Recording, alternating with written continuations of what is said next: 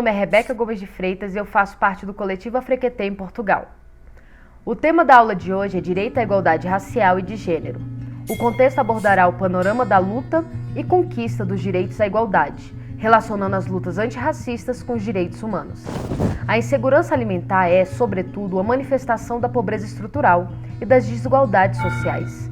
Elza Soares disse certa vez que veio do planeta Fome. Esse planeta é o mesmo que o nosso e é ainda hoje habitado por milhões de pessoas, sendo elas majoritariamente mulheres negras.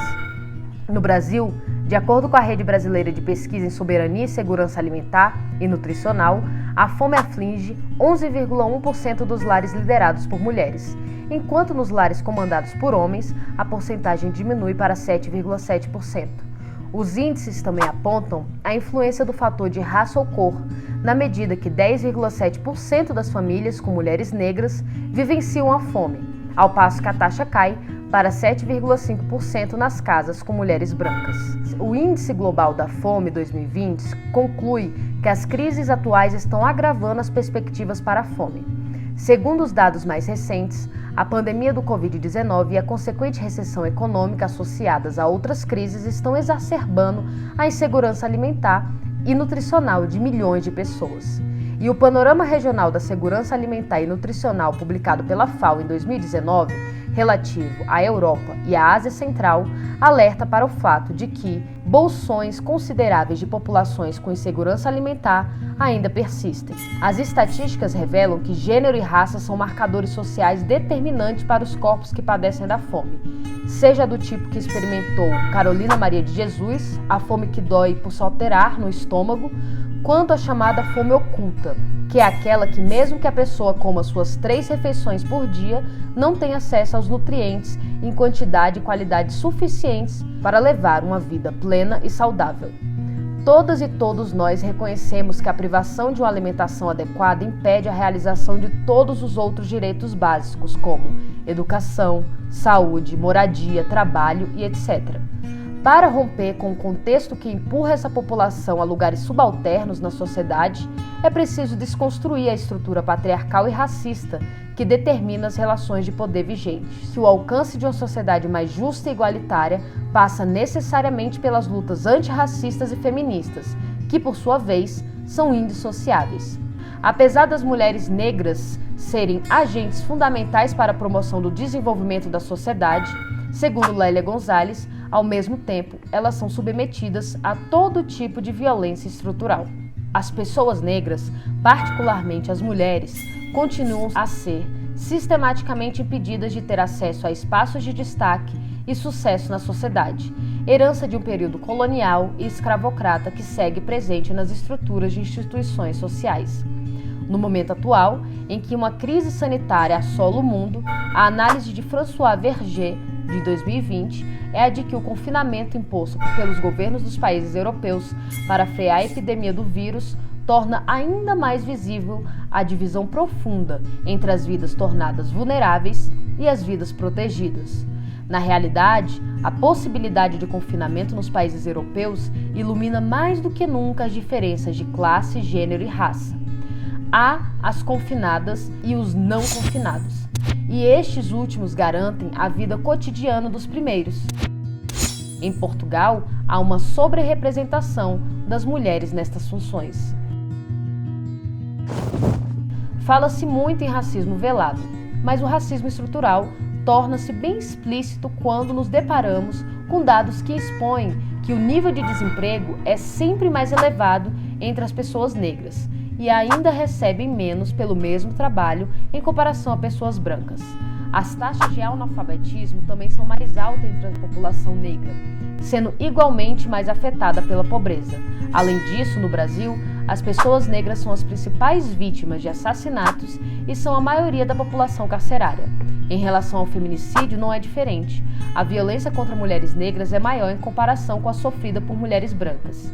Em Portugal, país de onde produzimos esta reflexão, uma derrota do movimento negro aguerrido e resistente viu adiada ainda por mais tempo a possibilidade de poder contar com dados étnico-raciais oficiais e transparentes para que se possa confirmar o que a comunicação social portuguesa reporta cotidianamente sobre a parcela racializada de sua população, sobretudo a condição desigual das mulheres. Logo, essas desigualdades gritantes propiciam a condição de insegurança alimentar, tanto nos redutos de pobreza urbano quanto no meio rural. Os alimentos, ou melhor, os produtos alimentícios ultraprocessados, transgênicos e regados a agrotóxicos, têm o seu consumo amplamente incentivados pela orientação mercantilista do atual sistema alimentar hegemônico. Diante disso, passam a fazer parte das dietas de populações mais vulneráveis e marginalizadas. Logo, mulheres negras estão mais suscetíveis a consumirem esses ultraprocessados extremamente prejudiciais à saúde. De acordo com os dados do Relatório Anual de Monitoramento dos ODS, Indicadores para Portugal, INE 2020, aqui, mais de metade da população com 18 ou mais anos, 53,6% da população, tem excesso de peso ou obesidade. A obesidade atinge 1,5 milhões de pessoas com 18 anos ou mais, sendo as mulheres mais afetadas que os homens, e principalmente a população dos 55 aos 74 anos. Especialistas da FAO alertam que as dietas saudáveis são 5 vezes mais caras do que as que apenas cobrem as necessidades energéticas e recomendam que os governos tomem medidas para reduzir a fome dos mais vulneráveis e garantir que tenham acesso a alimentos nutritivos na atual crise, aumentando a ajuda alimentar de emergência e os programas de proteção social.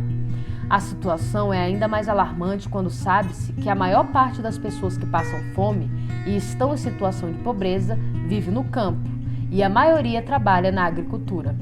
No sentido de lutar por uma sociedade mais justa e igualitária, é fundamental promover sistemas alimentares sustentáveis baseados em princípios agroecológicos e numa abordagem de direito humano à alimentação e nutrição adequadas que respeitem as práticas tradicionais de povos originários e de matriz africana.